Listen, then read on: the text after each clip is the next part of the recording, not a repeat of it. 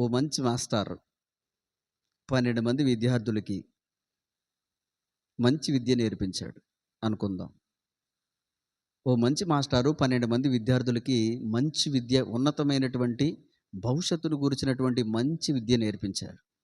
వాళ్ళందరూ బాగా ప్రయోజకులయ్యి, ఒకడు ఇంజనీరు, ఒకడు డాక్టరు, ఒకడు లాయరు, ఒకడు ఐఏఎస్, ఒకడు ఐపీఎస్, ఇలాగన అందరూ కూడా ఆ మాస్టర్ గారు నేర్పినటువంటి ఆ మంచి విద్యను నేర్చుకుని భవిష్యత్తులో ఇలాంటి మంచి పొజిషన్లో ఉన్నారనుకోండి. 11 మంది లాయర్లు, డాక్టర్లు, ఇంజనీర్లు అయితే 12వ వాడు ఓ దొంగ అయ్యాడు అనుకోండి. ఎలా ఉంటుంది వాళ్ళ పరిస్థితి చెప్పండి? ఆ 11 మందిని చూసినప్పుడు ఈ 12వ వాడికి ఎలా ఉంటుంది?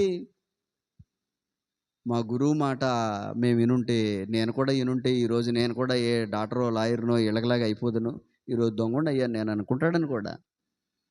ఇదే పరిస్థితి.